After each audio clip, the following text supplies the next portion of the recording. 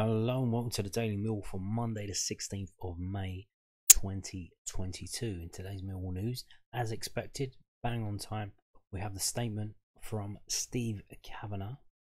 He's been doing his monthly statements for a while now, and this one's called the Summer Update, so I imagine this is it until probably September, I would imagine. So let's have a read of this. This is from millwallfc.co.uk. Millwall CEO issues a summer update, and this has so far received, you can see on the left hand side, 4,956 views, which is not bad for a story on Millwall's website. So let's have a look. I'd like to start by thanking each and every one of you for your outstanding support throughout the 21-22 campaign. No problem.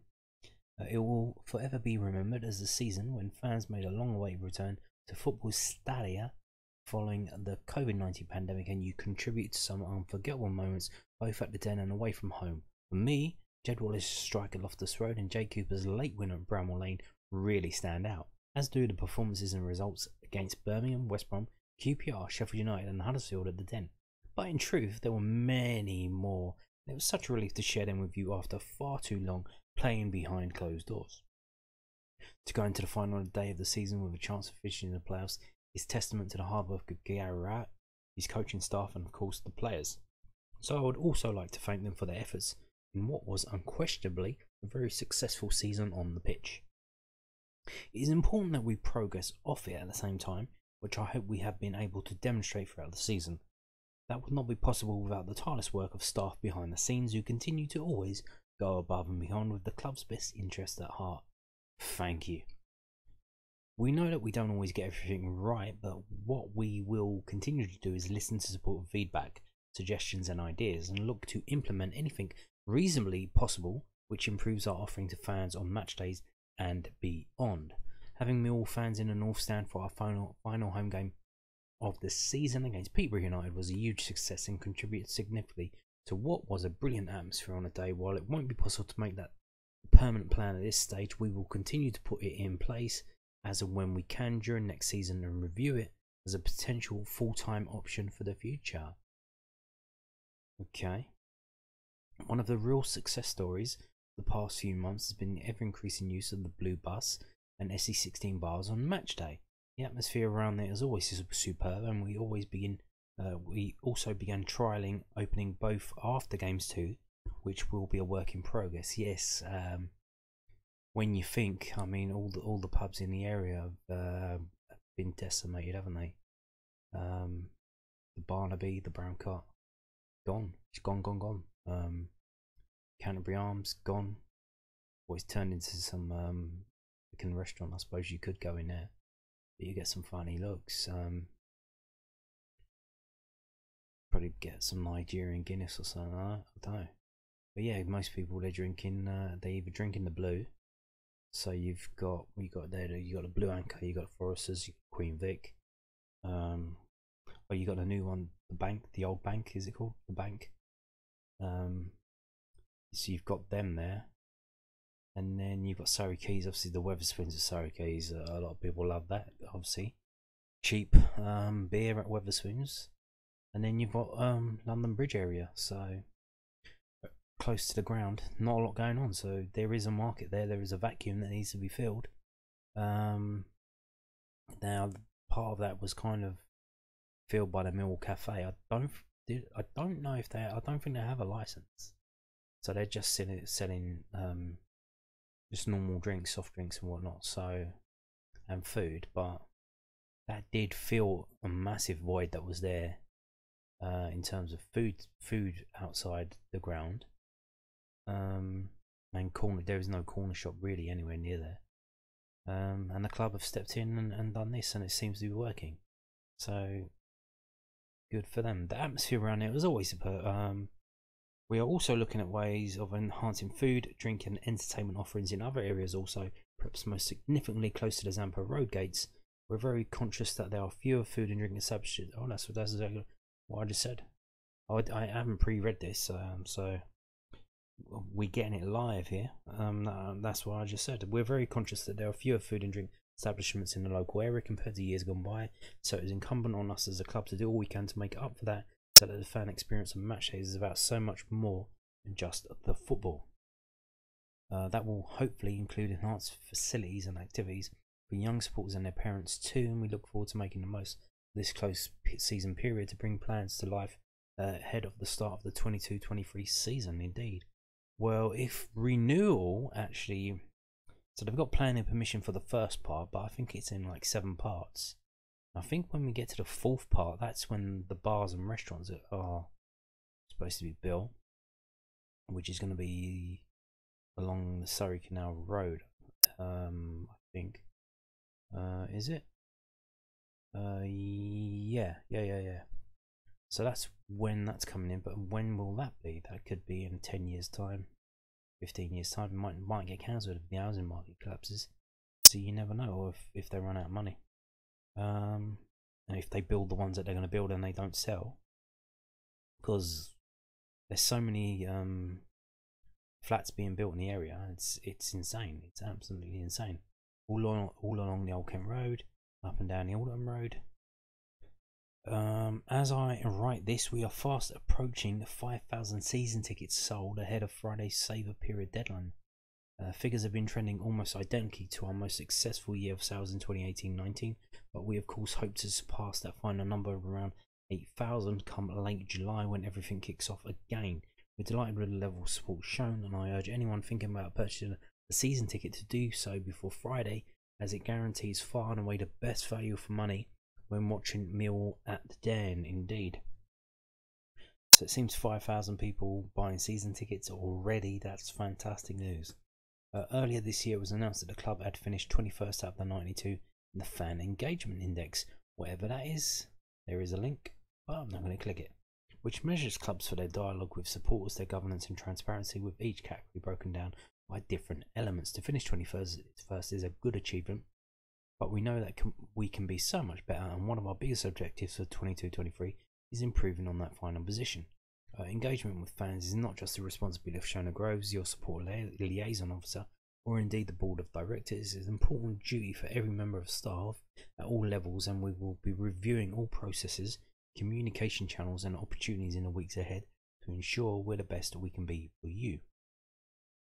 As part of that commitment, we have been working closely with the Football Supporters Association the past few months in order to assess how we can most effectively implement recommendations from Tracy Crouch MP's fan-led review of football governments. We hope that will include the formation of a shadow board of supporters, ideally made up of fans from various different backgrounds of alternative knowledge and experience, so that we have as broad and diverse a representation of the fan base as is appropriate. What is entirely appropriate is for the club to even attempt to put such a shadow board in place itself, because that would go against the very point of it. It's very much an initiative for the fans to come together on and decide the best and most beneficial course of action based upon the review's recommendations. What is the point of that though? Like, seriously, what is the point of that? Just to talk, people talking?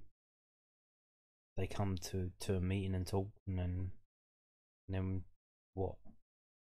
You can get that on the message boards, on Twitter. Like,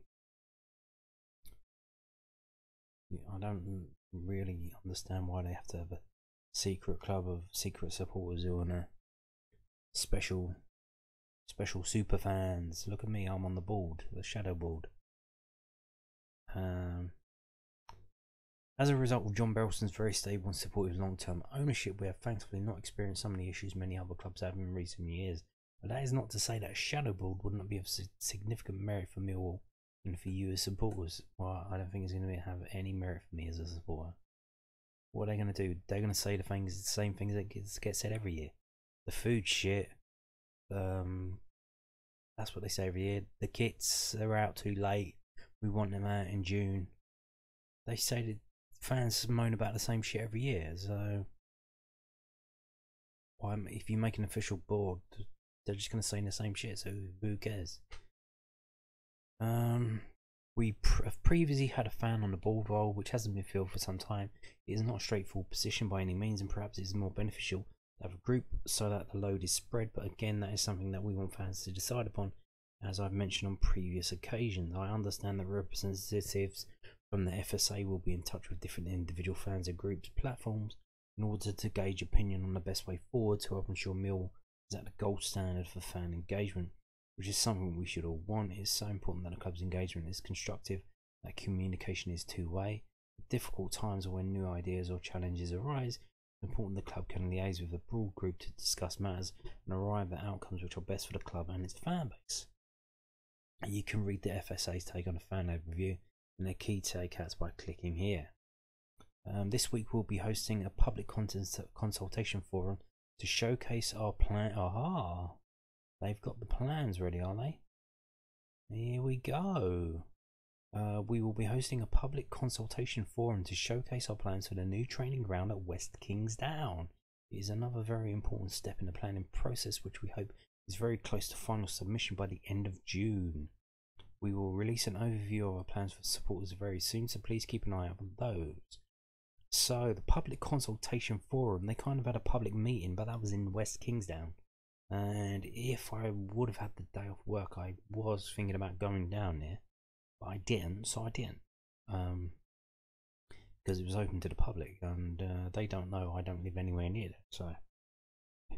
But it would be interesting where that's going to take place. I imagine that's for the people of West Kingstown, because they're trying to get planning permission, and that they need to win over the locals who are a bit worried. Like I think I see on Twitter, so I was like, oh, we don't want Millwall fans around here. Like, it's a fucking training ground, you div. The only thing you're gonna be seeing around there are millionaire footballers. So if you've got a decent restaurant in West Kingstown, I don't know if they have. Probably not. I think it's a bit working class area. I'm not too sure. But if you've got a decent restaurant down there, then players, I imagine, will be all up that. I know maybe at the golf club that's next door, do they have a decent clubhouse? I don't know. Maybe they'll pop in there even if they're not playing. I think it's where they had the. I made a video. I put in a video the sponsors golf day, and they had some. It was basically Millwall players playing golf with some of the sponsors, and they took pictures and put that on. And that was at the golf course that I think is next door to where our training ground's going to be, near Brands Hatch. So yeah, maybe I don't know. I imagine that's kind of an exclusive club. I'm not too sure. Now, although golf clubs are, I think they're kind of struggling for members, but there still are some that will be pretty exclusive. Where are we? We will release an overview of our plans for supporters very soon, so please keep an eye out for those. Nice. On a final note, and speaking generally, these next couple of months before the football restarts are so critical to any success we can enjoy on and off the pitch during 22-23. From player recruitment to commercial revenue, we need to make the most of every opportunity in front of us as we look to build a successful campaign last time out. That will not be easy, of course, but with your outstanding ongoing support, anything is possible. Enjoy your summer, Steve. Or enjoy your summer, Steve. So yeah, pretty interesting stuff. So they're gonna have the plans for the training ground by the end of June. This shadow board thing seems like a bit of nonsense to me. I mean, that whole FSA thing, the Tracy Crouch MP's fan-led review. So I don't know if you know, like Ofgem and Ofcom and all that shit, where there's like a different, like a thing that's supposed to oversee the electricity companies and the water companies and stuff like that. They're gonna put one of them for football, but like, isn't that what the fucking FA is supposed to be? Like, what the fuck are they doing? And then so they're creating more bullshit. What? The government shouldn't have anything to do with football. Like, seriously, what the fuck is government doing? Government fucks up anything it touches. You don't need government anywhere near football. They're doing football's done very well on its own. Thank you very much. It's probably, you would think, one of the leading industries that's being exported around the world in terms of British industry, if you look at it like that. In terms of, they've even got it on, I think, on primetime American television. Fox channel showed the games Saturday nights and something like that. So the Premier League has gone around the world. That's why it's one of the biggest leagues in the world, and they did that all on their own without government. So government coming in will just probably just put a stinker on it all. Yeah, the season tickets 5,000 so far, pretty decent. And they reckon they're going to get to 8,000 to come to right at the end now. People probably saving up money to buy them. Probably, are they waiting to see if we sign anyone? Are they waiting to see the fixtures? Because like I said, there's a lot there. I think there's going to be at least 2 extra midweek games, or there's going to be 3 or 4, but 2 of them should be home games because of this stupid break for the Qatar World Cup that I told you about yesterday. So maybe people waiting to see when the fixtures come out, which games is which, where are they placed, because then they can think, well, which games are going to be midweek and which games might I miss, because if I'm going to miss a few games because of where they are, it might not be worth buying a season ticket. Might as well just buy game by game. If you're going to miss, like, I think it's you sit down with a calculator and work it out. I think it's like 7 games. If you're going to miss 7 games, it's not worth buying a season ticket. You might as well go game by game. So if there's 7 midweek games, might as well go game by game rather than buy a season ticket. The only thing is, in terms of a season ticket, that puts you in the front of the queue for any big cup games, playoff tickets, that kind of shit. So swings and roundabouts, isn't it? Yeah, the bar. So they're doing the thing with the bar. They're trying to do the thing with the North Stand. Like I said before, like, there was demand there because that was the last home game of the season, and it was just because it was against a team that had all been relegated, and they weren't going to bring a lot of fans, so you could do that. But how often are you going to get an opportunity like that to do that? Not really. Like, how much? There's probably going to be lots of empty space in the rest of the ground. You're not going to get a game where the rest of the ground is sold out. I mean, there's what local derbies have we got? Got less local derby next season. So, but even then, they would bring more fans. I mean, like, what games we got? Wickham? Will Wickham Wanderers bring a lot of games if they get up?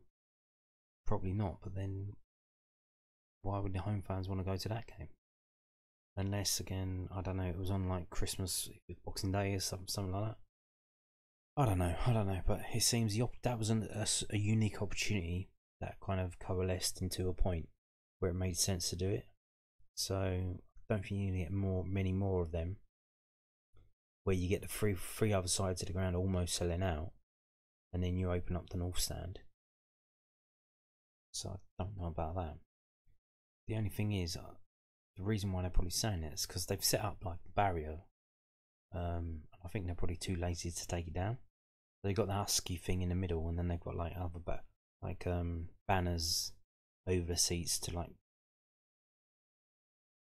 keep an area for the away fans.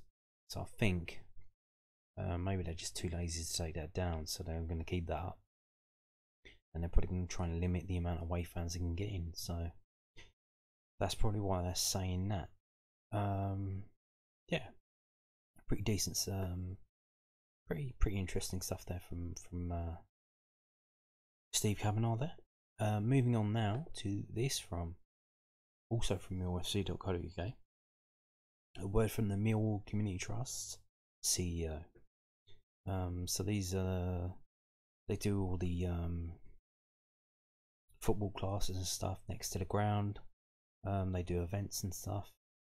I think they did an event with a boxer the other day, so The COVID-19 pandemic has shone a light on the unique and impactful work carried out by community trusts at our community arm of football clubs up and down the country. Football clubs and community trusts have been hit hard financially by the pandemic. One of the consequences is that there is an increased pressure on all sources of income. This is negatively impacting upon the work that trusts can do. The reason for this is that the income trusts receive from the funders is substantially restricted for use on specific projects, and that puts pressure on trusts to raise unrestricted funds to pay for salaries and general running costs. At Millwall, we are taking an entirely different approach, and one is progressive and benefiting the trust and club alike, but more importantly is benefiting the most vulnerable people in society. We have become a key player in assisting local councils in Lewisham and Southwark to meet the objectives set in their community strategies. Soon we hope to extend that influence into Sevenoaks if we succeed by planning the application for a new training centre in West Kingstown. I took on the role of Trust CEO 2.5 years ago. It is no secret that the relationship between the club and the trust at that time was strained for a variety of reasons. I sat down with Steve Kavanagh and developed a 3-year business plan which put at its heart a much closer working relationship. There are so many examples I could give of that new relationship. In lockdown, the trust delivered hot meals to 5,000 young people who would otherwise have gone hungry. Those meals were cooked by the club's catering team in the kitchen at the Den. The club stored PPE and operated as a vaccination centre, and the trust ran a support hub at Lewisham Hospital. They gave them a lot of tickets as well, didn't they? Barclays ran financial workshops for NHS staff to help them with managing their money.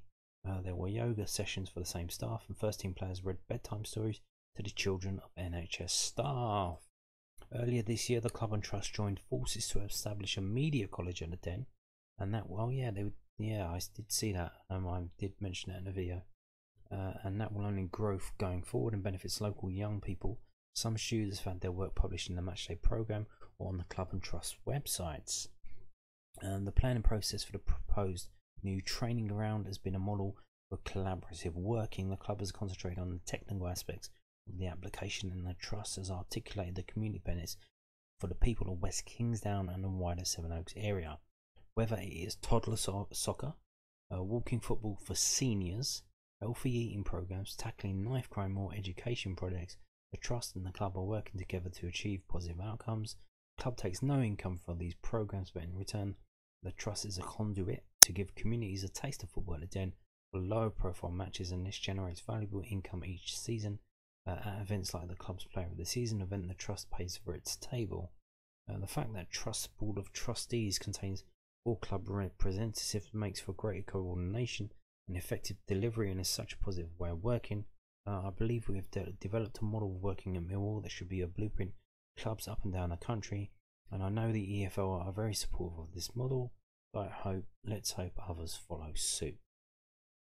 So there you go, the Millwall Community Trust. Now, I imagine they are probably a registered charity, are they not? So I'd imagine they should be able to get money from, like they said, Lewisham and Southwark councils and stuff to do their work, which is pretty decent stuff there. That we didn't mention theirs, which I mention quite often, is they do the holiday kind of activity stuff where you can send your kids there for a couple of hours to just kick a ball around and stuff with other kids during the school holiday. So there you go.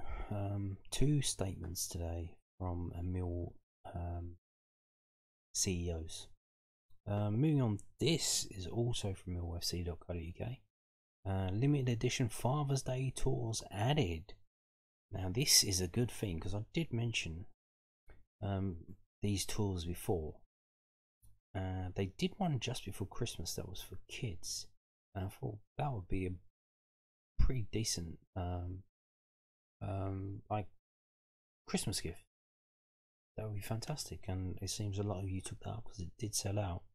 So if you want to take your old man on a tour of the Den, there you go. This is the opportunity. Father's Day present, better than a pair of socks, I would imagine. And they have 2 on Father's Day, so they obviously think they're going to sell out rather than just 1. They're doing 2. So let's have a look at this. Now, treat your loved one this Father's Day with a limited edition stadium tour of the Den whilst also enjoying an included 2-course meal. Oh, so they're stepping their game up. I think this is the first time they're putting a meal with it. So this is obviously on Friday. Now Father's Day is usually on a Sunday, so there is that. If you are looking for the perfect present, then you've come to the right place. That's what I just said. There are 2 tours available to choose from at 10:30 AM and 12:30 PM on Friday the 17th of June 2022.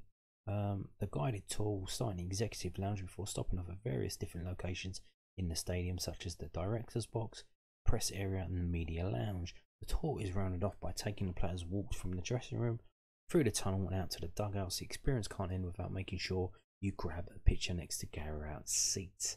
Included in the price of your exclusive tour around one of the most iconic grounds in England, you will be able to enjoy a 2-course meal, access to a paid bar in the company of a special guest appearance. Oh, who's that gonna be? Who's that gonna? Is that one of the players? Are they a current player, former player? Ooh, who knows? Before taking home your complimentary gift, so you get a gift as well, which probably might be a pair of socks. Because they do need to get rid of those Macron stuff before Hummel come in and take over. So you might be going away with a pair of socks, especially the goalkeeper ones. I don't think they've sold many of them, so you might be going out with a green pair of socks. Price is adult £30, senior £25, under 16s £15. The tour was brilliant from start to finish. The club went over and above to make it interactive, fun and spontaneous. Take a look at our stadium tour leaflets here. Make sure you book early to avoid disappointment and click here to purchase. So there you go. For any dietary requirements, please email tours@millwallplc.com. So there you have it. Fantastic stuff there from Millwall. They seem to be building on these. Like I said, this is the first time I think they've done the meal, so interesting stuff. And this kind of does make sense. I don't think they did one for Mother's Day. That wouldn't really work, would it? I don't think there's that many mothers that would be impressed by a Mother's Day present of a trip around the Den. But Father's Day, it seems ideal. So I hope these do pretty well and sell out. So yeah, there you go. That come out today. And also in Millwall news, we have this from news@den.co.uk. Just a little thing we're going to finish with. Millwall boss on keeper battle, and whether there could be changes there in the transfer window. Millwall boss Gary Rowett doesn't expect to have to make changes to the goalkeeping department in the next transfer window. Bartosz Białkowski, who will turn 35 in July, made his 138th consecutive championship appearance for the Lions in their 1-0 defeat at AFC Bournemouth on the final day of last season. George Long joined on a free transfer from Hull City last summer and outlined his determination to take the #1 spot from Białkowski. Białkowski, though, continued the excellent form that saw him named Millwall's Player of the Season in 2019-20 and 2020-21. They finished third behind Murray Wallace and Danny McNamara last season. Long, 28, was limited to cup appearances, playing 3 times in the EFL Cup and once in the FA Cup. Millwall have Ryan Sandford and Joe Wright as backups to Białkowski and Long. Rowett was asked if, given his stated ambition to be the club's #1 and his lack of minutes in the league, Long could try to seek first-team football elsewhere. George is under contract anyway. Rowett said he's a player that always felt there might be an opportunity to get into the team and stake a claim for that shirt. I think Bart's form, his professionalism and his determination made it very difficult for Longy. But behind the scenes in training, Longy has been superb. He's deserved an opportunity. I think we have to come back and every player in the squad has to see an opportunity to stake a claim, including George, for a starting shirt next year. I think pre-season will be a battle again. Yeah, Bart is getting old now-ish. And here's the thing. Once they get to this kind of age, now he's not that bad actually, considering previous ones, which he's attributing to his vegan diet, which good luck with that. But the mistakes do start to creep in when you get to around 36, 37, especially at this level. Now he could play till he's about 40, 45 probably. but down the leagues. Yeah. And here's the thing, like I said, the mistakes start coming in. He made a mistake at Bristol City, like a real clanger, which led to a goal. Now that was one. There were probably a few more that are not that obvious, but that one was so obvious. Here's the thing with a goalkeeper making mistakes. If a goalkeeper makes a mistake, it genuinely leads to a goal. That's why you can't have goalkeepers making mistakes, especially not for us, because we've got a problem scoring at the other end. Now, in that Bristol City game, we didn't. We actually scored like immediately afterwards, so Bradshaw scored, but then we still ended up losing the game. So, yeah, we can't have, like, if that mistake hadn't happened against Bristol City, could we have won that game? If we had won that game, what would it have done to getting in the playoffs? Like, you got to look at the little margins in each game. Like, at the time, you can shrug it off and go, "Oh well, one of those things." But when you get to the end of the season, you miss out on playoffs by a small margin, and you're like, "Well, you got to think about that during the season as it's going along, because the mistakes, when they happen in September, October, they all add up at the end of the season, and it's not good." And so he's made one obvious mistake last season.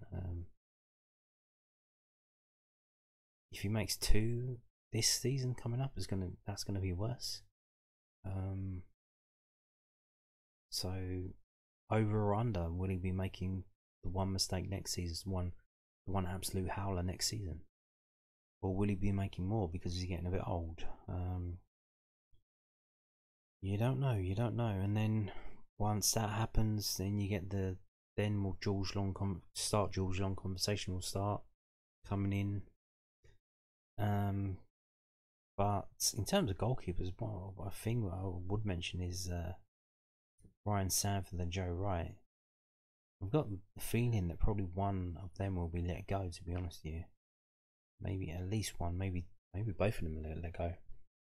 Because I imagine Gary Wright wouldn't want as much budget available as he can get to sign probably a Phobie and someone else or whatever. And do we really need all of these goalkeepers? I mean, if we do, we keep Biakowski and Long, and if we have a problem, we sign someone on a short-term notice or on a short-term loan or something like that.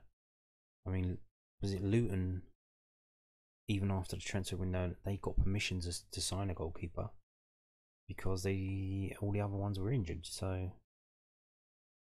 they were playing with a backup keeper they signed on emergency. You can sign the keeper on emergency because it's like a special position. You can't really, they let you get away with it, kind of thing. So we haven't had the release list yet, but I imagine there might be a fall of releasing Ryan Sanford and Joe Wright, which is a shame, but that's probably how it goes, because we saw Ryan Sanford was at Maidstone on loan this season, and Joe Wright was at Grey Wanderers. Joe Wright actually done pretty well at Grey Wanderers as well, so.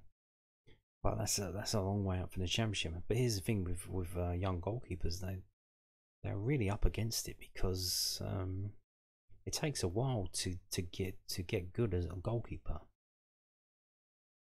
You don't really hit the ground like an 18-year-old goalkeeper, like jump straight in like, oh, they're fantastic. I think that only really happened with the one at AC Milan, whatever his name is, Dumaraga, whatever his name is. You don't generally get teenage goalkeepers absolutely amazing first team, put him in. They have to work their way up, so when they get to about 24, 25, maybe even 28, then they're ready for first team, but until then they're just kind of backup. So will we see Ryan Sadler and Joe Wright let go? I don't know. Maybe, maybe not. We've got Gilmore in the under 23s now. He's doing pretty well. And Ryan Sadler and Joe Wright. I think Joe Wright still. Does he still qualify for under 23s? I think so. He hasn't played for them for a while. Ryan Sanford's been travelling with the Millwall squad, just as backup, so that they take him with them. You see, he was in one of the photos at Bournemouth. He was in the back. But they take him with them. He's involved in training and stuff like that, just in case. Because Biakowski, with his age, if he pulls something, then Long has to start, and then Sandford will go on the bench. And that's like the level of preparation they go into. They do have a few extra players. They take them with them just in case. And you'll have the bench, and then you'll have one player sitting in the stands, because they just need an extra player just in case. That's how it goes.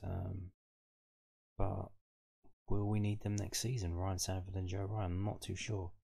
But we're still waiting for that release list, so maybe maybe tomorrow, maybe the day after, we'll see. And on that note, thank you for watching.